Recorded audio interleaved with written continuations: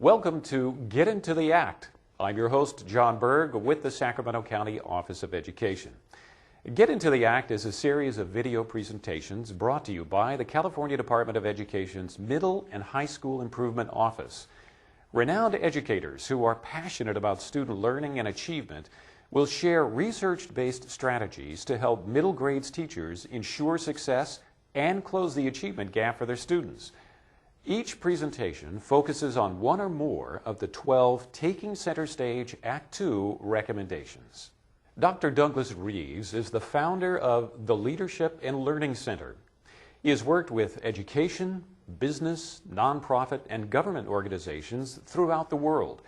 The author of more than 20 books and many articles on leadership and organizational effectiveness, he has twice been named to the Harvard University Distinguished Authors Series. Dr. Reeves was named the Brock International Laureate for his contributions to education, received the Distinguished Service Award from the National Association of Secondary School Principals, and was awarded the Parents' Choice Award for his writing for children and parents.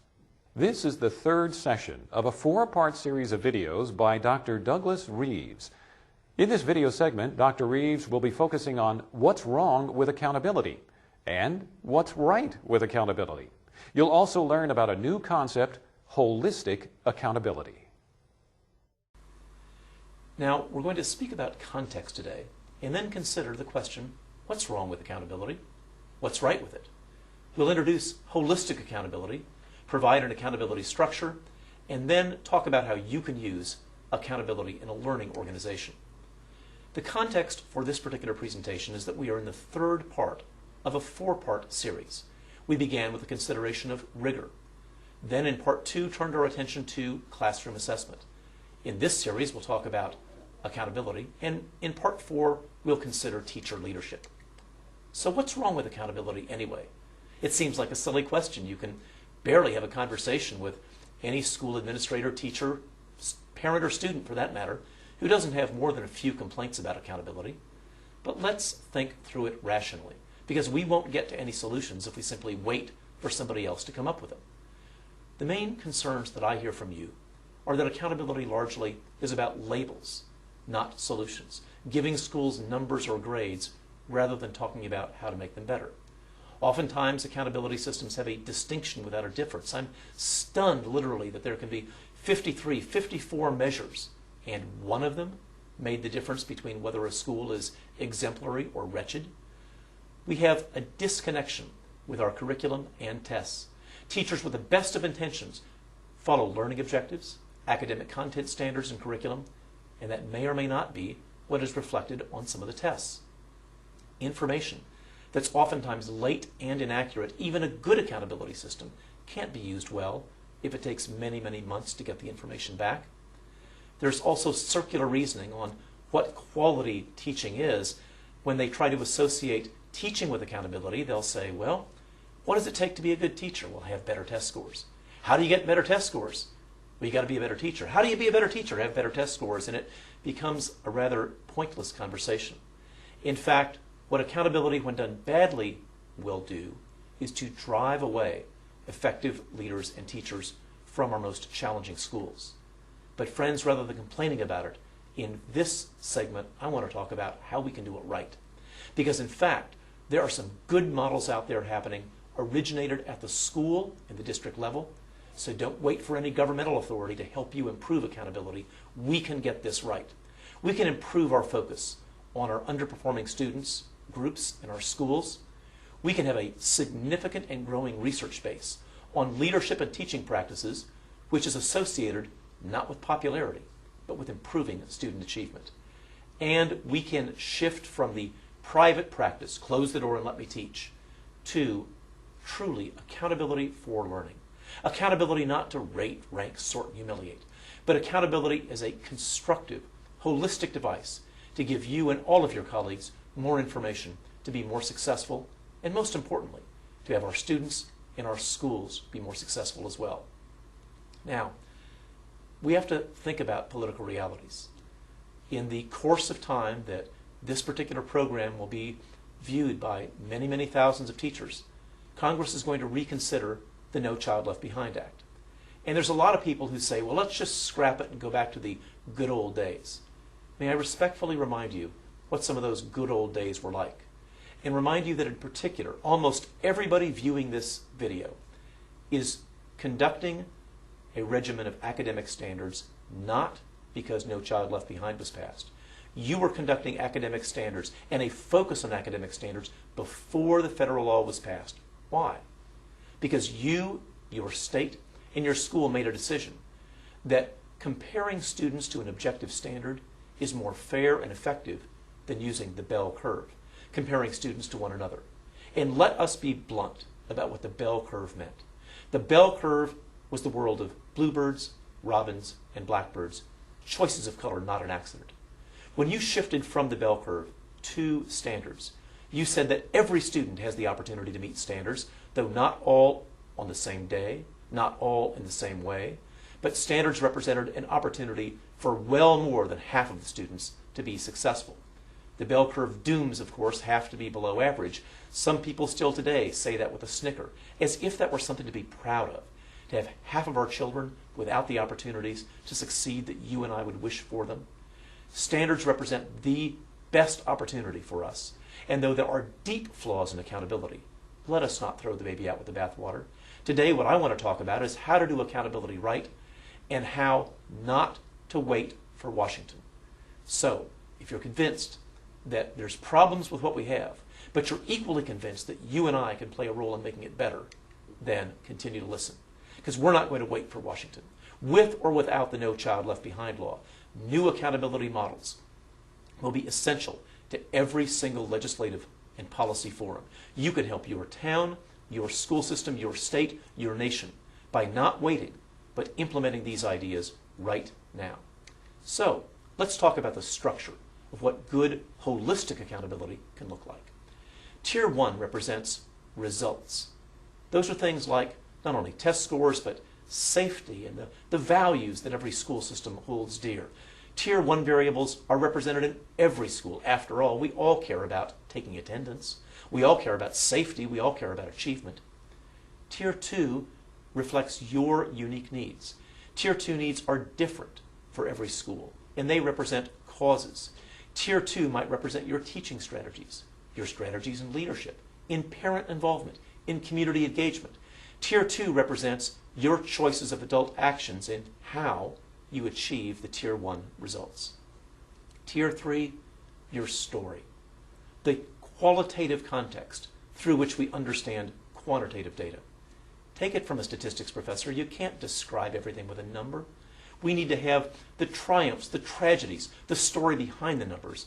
That's what Tier 3 does. And when you look at Tier 1, Tier 2, Tier 3 all together, you can create accountability for your school that is richer and deeper than a litany of test scores ever has been.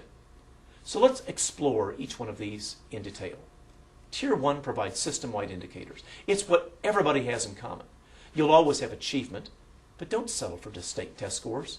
You may have district, or you may have formative data. You may have other locally teacher-created data that would be part of what you expect every school to provide.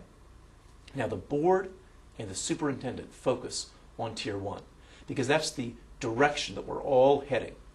And these are, in statistical parlance, your effect variables. So senior leaders focus on Tier 1. Tier 2 indicators are where you come in. They're designed by teachers and school leaders. Tier 2 represents the cause variables that explain what we do to support Tier 1. Now think about it. Almost all anyone talks about when you hear the words accountability are test scores. Why, that would be as silly as if we had an initiative to improve student health. But all we did was talk about the weight of students. Nobody asked if they lost weight due to diet and exercise or due to anorexia and drug abuse. As long as they lose weight, as long as the score is there, that's okay, right? You and I know that would be tragic and silly. And that is as bad as focusing on scores alone. Tier 2 in a holistic accountability says, let's focus on what you do and what I do. Those leadership strategies and teaching strategies at the building level, or if you happen to be in a central office, those things that we do in technology and finance and accounting and curriculum and assessment that lead directly to improved student achievement.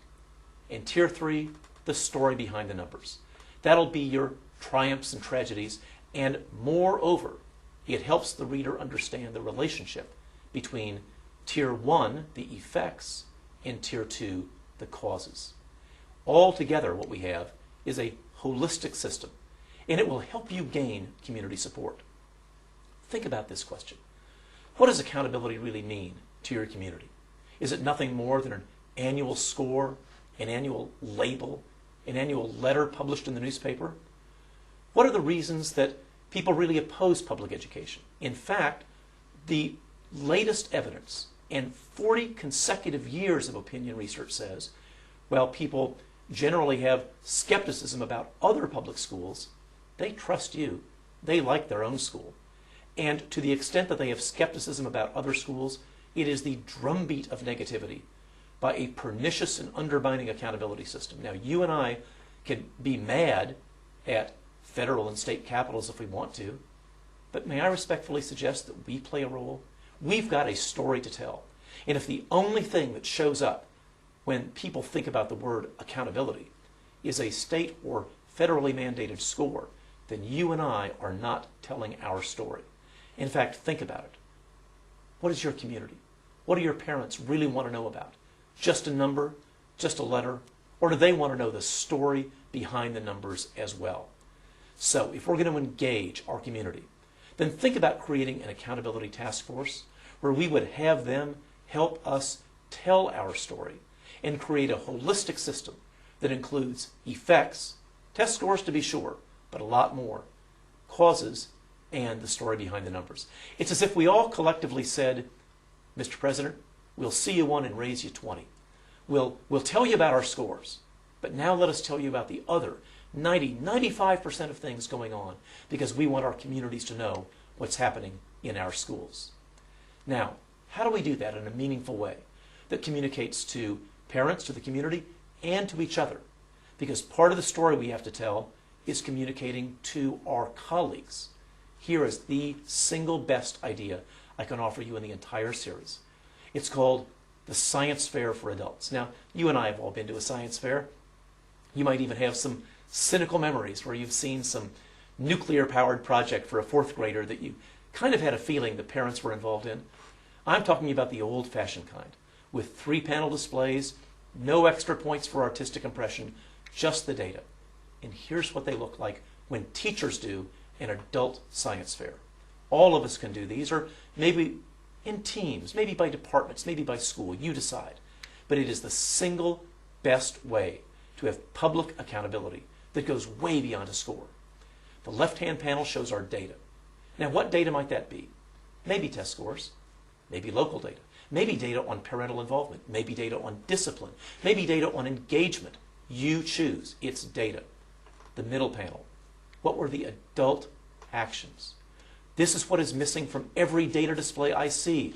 You can go into any school in the world and find a data wall, but what do you see? One chart after another of test scores, sometimes a year older. It doesn't tell you what the adults did that caused it. So we've got data in the left, adult actions in the middle, and then just like a real science fair in the right-hand panel, the inferences and the conclusions. I've witnessed these science fairs, thousands of displays, and teachers who don't pay attention when I'm talking, don't pay attention sometimes to other administrative imperatives. Watch when their colleagues demonstrate what works. This is accountability, not for sorting and humiliating, not for political propaganda. This is accountability to improve learning. So when it comes to holistic accountability, we've got, remember, 3 tiers. Tier 1 is about effects, system-wide indicators.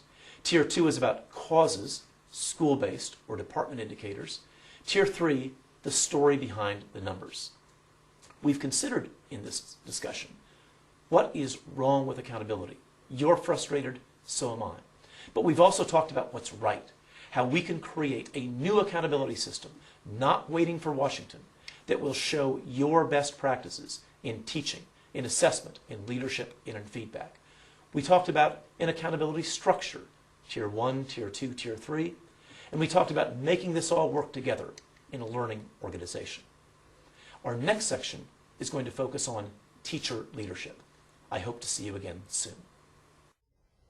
You've just seen Dr. Douglas Reeves discuss what's wrong and right with accountability, along with the new concept of holistic accountability. To find more information and additional resources on this and related topics, go to pubs.cde.ca.gov/TCS2.